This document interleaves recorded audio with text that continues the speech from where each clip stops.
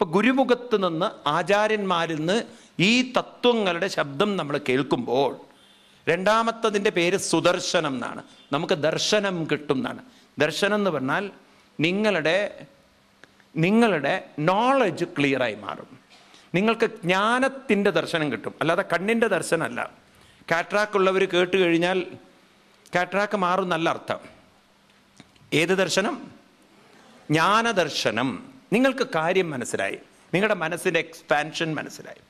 ഇനി എന്ത് വേണം? ആ എക്സ്പാൻഷൻ മനസ്സിലായാൽ അടുത്തതാണ് ഗത. ഗത ഒരു ആയുധമാണ്. നമ്മുടെ ഉള്ളിൽ ഈ എക്സ്പാൻഷന് ബ്ലോക്ക് ചെയ്യുന്ന രണ്ട് ശത്രുക്കളുണ്ട്. ആരാ രണ്ട് ശത്രുക്കൾ? രണ്ട് ശത്രുക്കൾ. ഒന്ന് ആലസ്യവും, രണ്ട് അജ്ഞാനവും, അല്ലെങ്കിൽ കാമവും ക്രോധവും. നമ്മുടെ ഇമോഷണൽ വീക്ക്നെസ് ആൻഡ് നമ്മുടെ ചില affirmative or what you call adamant nature, ചില നമ്മുടെ അൺകോംപ്രമൈസിങ് മൈൻഡ്. ഇത് നമ്മുടെ ശത്രുക്കളാണ്. ഈ ശത്രുക്കളെ നമ്മൾ ഇഗ്നോർ ചെയ്യാൻ തുടങ്ങിക്കഴിഞ്ഞാൽ, ഇഗ്നോർ ചെയ്യാൻ എങ്ങനെയാണ് സാധിക്കുക? ഈ ശത്രുക്കളെ, ആലസ്യത്തെയും അജ്ഞാനത്തെയും കാമത്തെയും ക്രോധത്തെയും എങ്ങനെ നമുക്കില്ലാതേക്കാം? ഈ മനസ്സിനെ നമ്മൾ പരമാത്മാവിൽ, വിഷ്ണുവിൽ അർപ്പിക്കണം. അർപ്പണത്തിൻ്റെ പ്രതീകമാണ് താമരപ്പൂ. താമരപ്പൂ അർപ്പണത്തിൻ്റെ പ്രതീകമാണ്. അപ്പം താമരപ്പൂ അർപ്പിക്കുന്ന സമയത്ത് ആരിലാണ് അർപ്പിക്കുന്നത്? വിഷ്ണുവിൽ. ആരാണ് വിഷ്ണു? വ്യാപ്നോതി ഇതി വിഷ്ണു. നിങ്ങളിലുള്ള പരമാത്മാവിൻ്റെ പേരാണ്. പരമാത്മാവിനെ തന്നെയാണ് എന്ത് വിളിക്കുന്നത്? പറയൂ. വിഷ്ണു. വിഷ്ണു എന്ന് വിളിക്കുന്നത്. അപ്പം അങ്ങനെ നമ്മൾ ചെയ്യുന്ന സമയത്ത് ക്രമേണ നമ്മുടെ മനസ്സ് ആരിലേക്ക് ഉയർന്നു? വിശ്വം വിഷ്ണു. ആരിലേക്ക് ഉയർന്നു? അപ്പം അങ്ങനെ നമ്മൾ പഠിക്കണം. അല്ലാതെ അങ്ങനെ 4 കൈയുള്ളൊരു മനുഷ്യനൊന്നുമില്ല. ഇത് ഞാൻ എൻ്റെ വ്യാഖ്യാനമല്ലേ പറയുന്നത്. നിങ്ങൾക്ക് വേണമെങ്കിൽ, പ്രൂഫ് വേണമെങ്കിൽ, ശ്രീമദ് ഭാഗവതത്തിൽ 11-ാം സ്കന്ധത്തിൽ 12-ാം അധ്യായത്തിൽ 12-ാം സ്കന്ധത്തിൽ 11-ാം അധ്യായത്തിൽ 43-ാം ശ്ലോകം വളരെ അതോറിറ്റിയായിട്ടാണ് പറയുന്നത് എന്നർത്ഥം. ഇതൊക്കെ നമ്മൾ വായിച്ചിട്ടില്ല, ആരും നമുക്ക് പറഞ്ഞു തന്നിട്ടില്ല.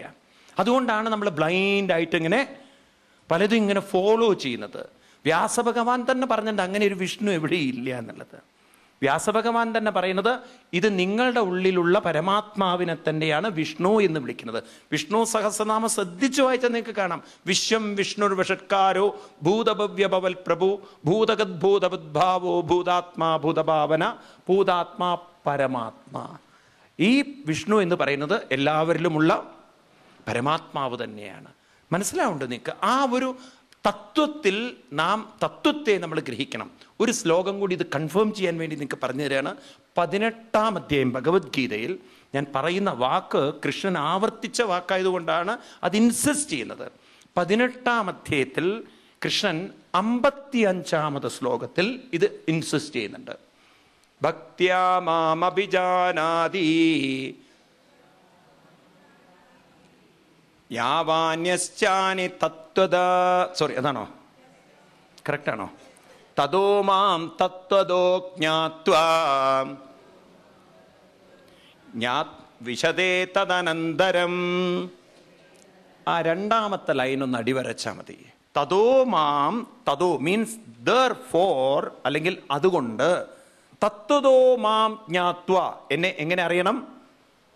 തത്വികമായി അറിഞ്ഞാൽ മാത്രമേ വിശദേ തദനന്തരം, എന്നിലേക്ക് നിങ്ങൾക്ക് പ്രവേശിക്കാൻ സാധിക്കുള്ളൂ. നിങ്ങളുടെ മൈൻഡിനെ എക്സ്പാൻഡ് ചെയ്യാൻ സാധിക്കുകയുള്ളൂ. നോക്കൂ നിങ്ങൾ, വേർ വി ലാസ്റ്റ് ഇറ്റ്. നമ്മൾ താത്വികമായി അറിയേണ്ടതിനെയൊക്കെ നമ്മൾ വെറും ഒരു കാഴ്ച കണ്ട് നമ്മൾ തെറ്റിദ്ധരിച്ചു പോവുകയാണ്. ഇപ്പം ഭഗവാൻ പറയണത് എന്നെ നിങ്ങൾ കണ്ടു തൊഴുതു പോകൂ എന്ന് കൃഷ്ണൻ പറഞ്ഞിട്ടില്ല. He never told. We are misleading. We are misguiding. Are you following that? ഇതൊക്കെ കേട്ടിട്ട് നിങ്ങൾ ആ ബ്ലൈൻഡ് ഫെയ്ത്ത് കൊണ്ട് നടക്കരുത്. കാരണം കർണാടക ഗവൺമെൻറ് ഒരു ബില്ല് പാസ്സാക്കാൻ പോവാണ് അന്ധവിശ്വാസങ്ങൾക്കെതിരെ. നിങ്ങളൊക്കെ പിടിച്ച് ജയിലിടരുത്. അടുത്ത് പാസ്സാക്കാൻ പോകുന്നുണ്ട് അത്രേ. കാരണം അത്ര ആളുകൾ ബ്ലൈൻഡായി പോകുന്നു. മനസ്സിലായില്ലേ? അത്ര ഒരു വീക്ക്നെസ്സിലേക്ക് നമ്മൾ പോകരുത്. ആക്സെപ്റ്റ് ചെയ്യരുത് അത്. അപ്പം അതുകൊണ്ട് നമ്മുടെ മനസ്സിനെ നമ്മൾ താത്വികമായി ഇത് ഗ്രഹിക്കുമ്പോൾ മാത്രമേ നമുക്ക് ആ ഹയർ ലെവലിലേക്ക് നമ്മളെ പറയൂ. നോക്കൂ നിങ്ങൾ, എവിടെയാണ് നമ്മുടെ ഫിലോസഫി നഷ്ടപ്പെട്ടു പോയതെന്ന്. താത്വികമായി അറിയേണ്ടതിനൊന്നും നമ്മൾ താത്വികമായി അറിഞ്ഞിട്ടില്ല. അതുകൊണ്ടാണ് ഇവിടെ 10ാമത്തെ അധ്യായത്തിൽ ഭഗവാൻ പറയുന്നത്, വേത്തി തത്വത, എന്നെ നിങ്ങൾ എങ്ങനെ അറിയണം? താത്വികമായി അറിഞ്ഞ്. സോ അവികമ്പേന യോഗേന എന്തുണ്ടാവും നിങ്ങൾക്ക്? അവികമ്പം. അവികമ്പനം എന്ന് പറഞ്ഞാൽ നിങ്ങളുടെ മനസ്സിൻ്റെ കുറേ അസ്വസ്ഥതകളെ നിങ്ങൾക്ക് ഇല്ലാതേക്കാം. അസ്വസ്ഥതകൾ എപ്പോഴാണ് കുറയുന്നത്? If you are able to ignore, if you are able to discard, if you are able to throw out, ഏതിനെ? നിങ്ങളുടെ മനസ്സിലൂടെ കടന്നു പോകുന്ന വേണ്ടാത്ത ചിന്തകളെ വിടുവാനും നല്ല കാര്യങ്ങളിലേക്ക് പറയൂ നിങ്ങൾ ഡൈവേർട്ട് ചെയ്ത് അതിൽ ഇൻവോൾവ് ചെയ്യാനും നിങ്ങൾക്ക് സാധിക്കുമ്പോൾ അവികമ്പേന യോഗേന നിങ്ങൾക്ക് എന്തുണ്ടാവില്ല? കമ്പനമുണ്ടാവില്ല. അപ്പോൾ ഈ കമ്പനത്തിൻ്റെയൊക്കെ കാര്യം നമ്മളെ ഡിസ്റ്റേബ് ചെയ്യുന്ന ഏതെങ്കിലും ഒരു തോട്ടിൽ കയറി നമ്മൾ അതിൽ തന്നെ നമ്മൾ മുറുകെ പിടിക്കുമ്പോഴാണ്. ഈ പറയുന്നത് അത്ര എളുപ്പമൊന്നുമല്ല. കാരണം അതിൽ കയറി പിടിച്ചാൽ അത് നമ്മളെ കയറി പിടിക്കും. മനസ്സിലായില്ലേ? പണ്ട് ഒരു ആചാര്യൻ ഇത് ഒരു കഥ പറഞ്ഞത് ഞാൻ ആവർത്തിക്കുകയാണ്, പക്ഷെ നിങ്ങളോട് പറഞ്ഞതായിരിക്കാം. ഒരിക്കലും ഒരാൾ എന്താ പറയുക, ഈ കല്യാണം കഴിഞ്ഞതിന് ശേഷമാണല്ലോ പലർക്കും സന്യാസത്തിനോട് താല്പര്യം വരിക. അതെന്താ അറിയില്ല, അതിന് മുമ്പ് വരാത്തത്. അപ്പം അതുകൊണ്ട് പെട്ടെന്ന് അദ്ദേഹത്തിന് വന്നു, ഇനി ഇവിടെ താമസിച്ചാൽ ശരിയാവില്ല, ബാംഗ്ലൂർ ജീവിതം മടുത്തു, ഞാൻ എവിടേക്ക് പോകണു? ഉത്തരകാശിയിലേക്ക് പോകണു. അപ്പം ആ കാലഘട്ടത്തിൽ ഉത്തരകാശിയിലൊക്കെ വളരെ വളരെ വളരെ സെയിൻലി പീപ്പിളും ആശ്രമങ്ങളൊക്കെ ഉള്ള സ്ഥലങ്ങളാണ്. അങ്ങനെ ഉത്തരകാശിയിലെത്തി. അവിടെ എത്തിപ്പെട്ടതോ നവംബർ മാസങ്ങളിൽ. അപ്പോൾ ഭാര്യ പറഞ്ഞു, പോകേണ്ട മനുഷ്യ, കുറച്ചുകൂടി കഴിഞ്ഞിട്ട് പോയാൽ മതി എന്ന്. അതൊന്നും നിനക്ക് പറഞ്ഞാൽ മനസ്സിലാവില്ല, എനിക്ക് ആധ്യാത്മിക ജ്ഞാന അനുഭൂതിയിലേക്ക് പോകണം, പരമാത്മപ്രാപ്തി ഈ ജന്മത്തിൽ സാധ്യമാക്കണം, എനിക്ക് പരബ്രഹ്മത്തിൽ ഞാൻ ലയിക്കണം. ഭാര്യ പറഞ്ഞു, നിങ്ങളിപ്പോഴേ ബ്രഹ്മമാണ്, ഇനി അവിടെ പോയിട്ട് പരബ്രഹ്മമുണ്ടോ? അതൊക്കെ നിനക്ക് പറയാം, നീ എന്നെ കളിയാക്കുകയാണ്, പക്ഷേ ഞാൻ അവിടെ പോയി പരബ്രഹ്മത്തിൽ അലിഞ്ഞു ചേരുന്നു. എവിടെ? അവിടെ പോയപ്പോഴും നവംബർ ഡിസംബർ മാസം എന്ന് പറഞ്ഞാൽ അടുക്കാൻ പറ്റാത്ത തണുപ്പ്. ഇവിടെ നിന്നാണെങ്കിൽ ഒന്നും കൊണ്ടുപോയിട്ടുമില്ല. അപ്പം അദ്ദേഹത്തിന് ഒരേ ഒരു പ്രാർത്ഥന ആദ്യം ഉണ്ടായുള്ളൂ, ഗംഗാ മാതാജി, ഗംഗാദേവി ഒരു കമ്പിളി തരണേ. ദിവസവും ആ എന്താ പറയുക, ഗംഗയുടെ തീരത്ത് പോയി കമ്പിളി തരണേ കമ്പിളി തരണേ എന്ന് പ്രാർത്ഥിച്ച് ഒരു ദിവസം അമ്മയുടെ ഹൃദയം അലിഞ്ഞു. മകനല്ലേ? അങ്ങനെ ഒരു ദിവസം നോക്കുമ്പോണ്ട് ഒഴുകി വരുന്നു കമ്പിളി. ആരെങ്കിലും അതെടുക്കുന്നതിന് മുമ്പ് തന്നെ ഈ ഭക്തൻ ചാടി പിടിക്കണം. ഭഗവാനെ, തണുത്ത് അത്ര ഐസ് പോലുള്ള വെള്ളത്തിലാണ് ഈ കമ്പിളിയെ കയറി പിടിക്കാൻ പോയത്. കമ്പിളിയെ പിടിച്ചപ്പോൾ കമ്പിളി ആളെയും കയറി പിടിച്ചു. ആള് മാറരുതേ, കമ്പിളിയാണ്, അമ്പിളിയല്ല. ഒറ്റപ്പിടുത്തം കമ്പിളി പിടിച്ചതും അപ്പോഴാണ് ഇയാൾക്ക് മനസ്സിലായത് അത് കമ്പിളിയല്ല, അത് ഹിമകരടിയാണ്. ഇപ്പോൾ അദ്ദേഹത്തിന് കമ്പിളി വേണ്ട, പക്ഷെ കമ്പിളിക്ക് അയാളെ വേണം, വിടുന്നില്ല.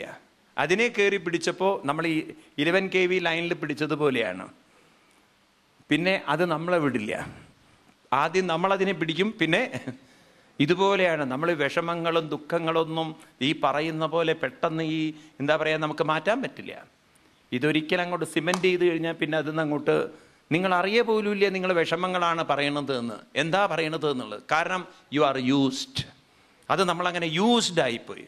അപ്പോൾ യൂസ്ഡ് ആയതിനെ പെട്ടെന്ന് നമുക്ക് തിരിച്ചറിയാൻ പോലും സാധ്യമല്ല. അത്രത്തോളം നമ്മളതിൽ ബ്ലൈൻഡായിപ്പോയി. ഭാഗവതത്തിൽ തന്നെ പറയും, എത്ര മനോഹരമായിട്ടാണ് പറയാറിയോ ഭാഗവതത്തിൽ. ഋഷഭദേവൻ ഭരതരഘൂഗണ സംവാദം എന്നൊരു ഭാഗമുണ്ട്. അവിടെ പറയും, ദുഃഖം സുഖം വ്യതിരിക്തം ച തീവ്രം കാലോപപന്നം ഫലമാവനക്തി ആലിംഗമായ രചിതന്തരാത്മാ സ്വദേഹിനം സംസതി ചക്രകൂട. ഈ രൂഗണരാജൻ എന്തുകൊണ്ടാണ് അങ്ങയുടെ ദുഃഖത്തിന് കാരണം എന്ന് വെച്ച് കഴിഞ്ഞാൽ, ദുഃഖം സുഖം വ്യതിരിക്തം ച തീവ്രം കാലോപപന്നം ഫലമാവനക്തി. ഈ സുഖമുണ്ടല്ലോ ഒറ്റയടിക്ക് ദുഃഖമാക്കി മാറ്റാൻ പറ്റും. സുഖത്തിനെ ഒറ്റയടിക്ക് ദുഃഖമാക്കാം. ഭാര്യ ഭർത്താവിന് എഴുതി, ഗൾഫിൽ നിന്ന് വരികയാണ്, ദുബായിൽ നിന്ന് വരികയാണ്, പറഞ്ഞു എനിക്കൊരു മാല കൊണ്ടുവരണം, അനിയത്തിയുടെ മകളുടെ കല്യാണത്തിന് ഈ പ്രാവശ്യം ഒരു മാല ഇട്ടിട്ടേ പറ്റുള്ളൂ എന്നുള്ളത്. അപ്പം അതിൻ്റെ സ്പെസിഫിക്കേഷനൊക്കെ എഴുതി, മാലയിൽ എത്ര കല്ല് വേണം, ഏത് കളറ് വേണം എന്നൊക്കെ. ഭർത്താവ് പറഞ്ഞു നോക്കാം. പറഞ്ഞു നോക്കിയാൽ പോരാ, നോക്കണം എന്ന് പറഞ്ഞു. നോക്കിയല്ല, മാല തന്നെ നോക്കാമെന്ന്. അങ്ങനെ മാല കൊണ്ടുവരുന്നുള്ള പ്രതീക്ഷയിലിരിക്കണു. ഭർത്താവ് വരണു. വീട്ടിൽ വരുമ്പം ഭാര്യ വളരെ സന്തോഷത്തോടെ സ്വീകരിക്കണു. ചോദിച്ചു, ഞാൻ പറഞ്ഞതുണ്ടോ എന്ന്. കൊണ്ടുവന്നിട്ടുണ്ട് എന്ന്. അങ്ങനെ പെട്ടിയൊക്കെ തുറന്നു കൊടുക്കണോ മാല, നല്ല ജ്വല്ലറി ബോക്സ്, പറഞ്ഞതിനും അപ്പുറത്തൊരു മാല. അതങ്ങോട്ട് കഴുത്തിലിട്ടു, കണ്ണാടിയുടെ മുന്നിൽ വെച്ചു, എല്ലാവരുടെ മുന്നിലും നോക്കിയിട്ട് പറഞ്ഞു എങ്ങനെയുണ്ട്, ചേർച്ചയുണ്ടോ, ഒതുക്കുണ്ടോ, കാഴ്ചയുണ്ടോ എന്നൊക്കെ ചോദിച്ചപ്പോൾ എല്ലാവരും നന്നായി. ഭർത്താവിനോട് ചോദിച്ചു, പറയൂ ചേട്ടാ എങ്ങനെയുണ്ട് എന്ന്. ഭർത്താവ് പറഞ്ഞു, അത് പെട്ടിയിൽ തന്നെ വെക്കൂ, അത് ശേഖരൻ്റെ വീട്ടിൽ കൊടുക്കാൻ ശേഖരൻ തന്നു വിട്ടതാണ്. ഒറ്റ വാക്കേ പറഞ്ഞുള്ളൂ. അതോടുകൂടി ഇനി ഞാൻ പറയണ്ടല്ലോ, അത്ര ടോപ്പിലിരുന്ന സന്തോഷം ഒരു നിമിഷം കൊണ്ട് ദുഃഖമായി മാറാൻ അത്രേ വേണ്ടൂ എന്നാണ്. ഇതാണ് മനുഷ്യ ജീവിതം. നമുക്ക് ഇന്ന് സന്തോഷമുള്ളത് നാളെ ദുഃഖമാണെന്ന് നമ്മളാരും തിരിച്ചറിയുന്നില്ല. അതുകൊണ്ട് ആലിംഗ്യമായ രചിതനന്തരാത്മാ, നമ്മൾ അതിനെ കയറി പിടിക്കണോ?